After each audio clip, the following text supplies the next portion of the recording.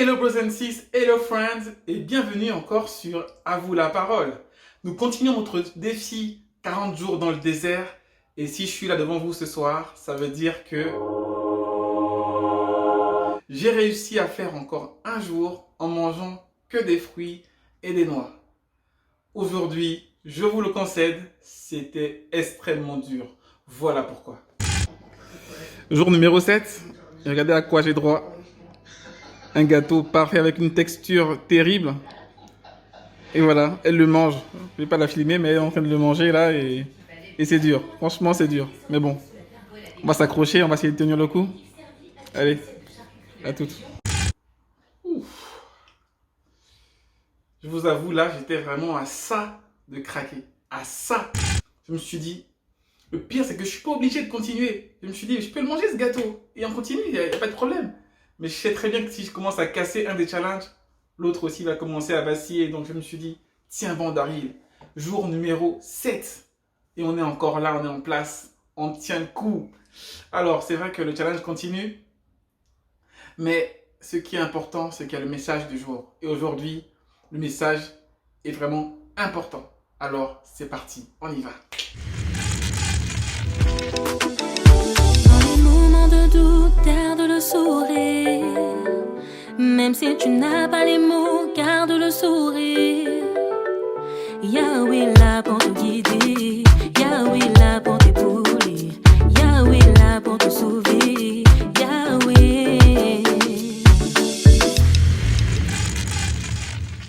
Aujourd'hui, on va parler évidemment de la bonne nouvelle. La bonne nouvelle, c'est quoi? Bien sûr, c'est l'évangile. Mais on va le prendre sur un angle un peu différent parce que on va prendre un passage en Actes des Apôtres où en fait on veut toucher en fait une population de personnes qui se dit peut-être aujourd'hui je suis trop loin, j'ai trop de péché, je suis allé trop loin dans le péché et je ne pense pas que Dieu puisse me prendre de là où je suis pour me sauver. Si c'est ton cas ce soir, écoute bien ce passage. Si tu es un terroriste et que tu as fait des mauvaises choses et que tu veux te repentir et changer de direction, si tu es même allé jusqu'à te compromettre en faisant des choses sataniques, si tu es un menteur, si tu es un voleur, là on redescend un peu en grade là, si tu es un voleur, un menteur, un adultère, etc., aujourd'hui, tu peux changer les choses. On prend la parole de Dieu? On y va. Actes chapitre 17, on va lire les versets 30 et 31. La parole nous dit, Dieu, sans tenir compte des temps d'ignorance, annonce maintenant à tous les hommes en tout lieu qu'ils aient à se repentir. Parce qu'il a fixé un jour où il jugera le monde selon la justice par l'homme qu'il a désigné, ce dont il a donné à tous une preuve certaine en le ressuscitant des morts. Alors, commençons par le début du passage. Sans tenir compte, Dieu sans tenir compte des temps d'ignorance. Ça veut dire qu'aujourd'hui, si tu entends ce message de salut, ce message de l'évangile, cette bonne nouvelle, Dieu ne tient pas en compte les années, les semaines, les mois où tu ignorais ce message. Donc, il te fait partir d'une base saine, à zéro. Il dit, bon, tu as fait des mauvaises choses, on oublie. D'accord? Et maintenant, il veut t'annoncer aujourd'hui, comme à tous les hommes, et en tout lieu, peu importe ton pays, ta nation, tes origines, il veut t'annoncer ce message aujourd'hui. Qu'ils aient à se repentir. Alors là, c'est le point central de ce passage. Qu'ils aient à se repentir. Parce que si tu veux, en effet, que Dieu te prenne de là où tu es tombé si bas, si loin, il faut que tu te repentes.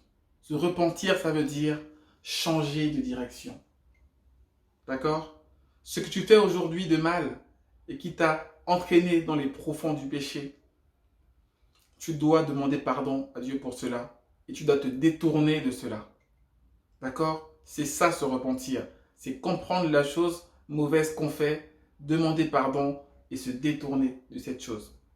Donc, toi, d'où tu es un homme, peu importe ta nation, ton origine, Dieu ne tient pas compte de ce que tu as fait avant. mais aujourd'hui te donne l'occasion de partir d'une nouvelle base, d'une base saine, et il te dit aujourd'hui, écoute ce message et réponds-toi.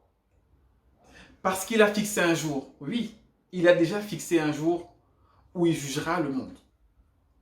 Après, c'est le débat, est-ce que ça existe ou pas? Est-ce qu'il y a vraiment un jugement? En tout cas, la Bible le dit, il y a un jugement. Qu'est-ce que tu as à perdre à croire qu'il y a un jugement?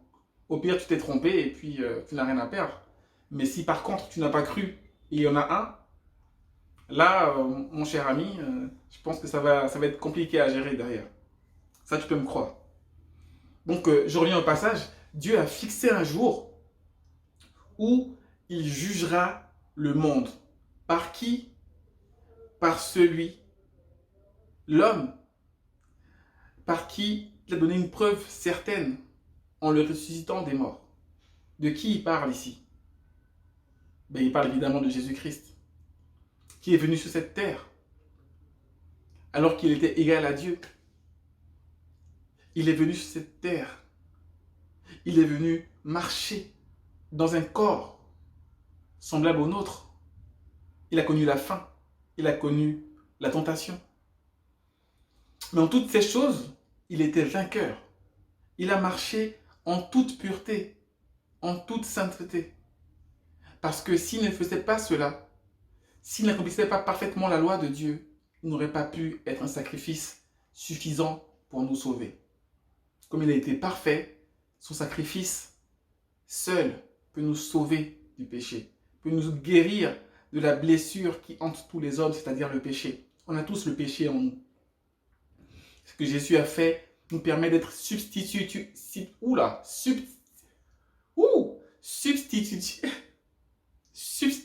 à lui. Ça ne sera pas pour montage, ça. Je vais le mettre dans la vidéo. Comment j'ai bugué. On va être substitué par Jésus-Christ, par ce qu'il a fait sur la croix. Si nous mettons notre confiance en cela, nous pouvons être sauvés.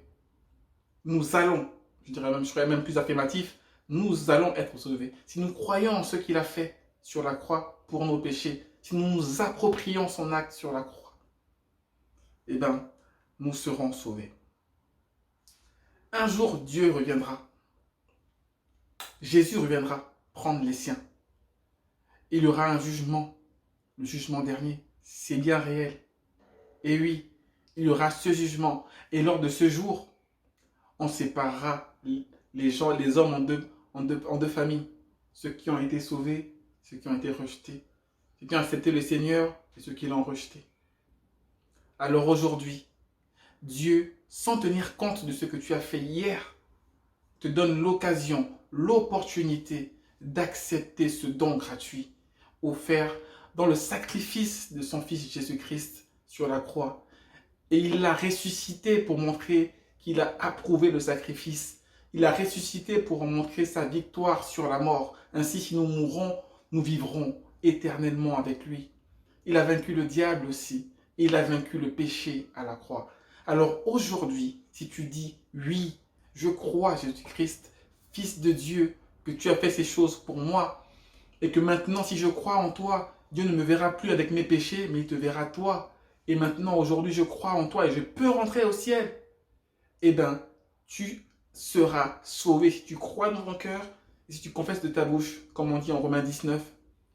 Ainsi, tu auras le salut gratuit que moi, j'ai obtenu.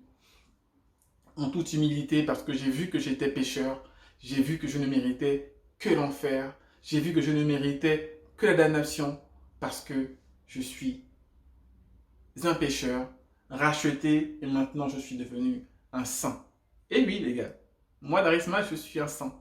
Je ne suis pas parfait, mais Dieu, son Fils et le Saint-Esprit me sanctifient, et je lutte aussi pour me sanctifier avec l'aide de l'Esprit chaque jour. Et c'est ça le combat de chaque chrétien.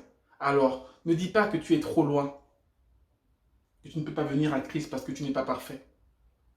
Ce que tu sais qui te bloque, mets-le de côté. Ça va être dur. Mais le Seigneur va t'aider. Si tu crois en lui, il t'aidera parce que l'esprit dont il va te sceller quand tu vas croire en lui va travailler en toi et tu seras un homme meilleur chaque jour. Je ne suis pas meilleur que toi. Loin de là. Mais grâce à Dieu, je fais des progrès chaque jour. Aujourd'hui, si tu entends sa voix, n'endurcis pas ton cœur. Peu importe qui tu es, peu importe où tu es, Jésus t'aime et Jésus veut te sauver.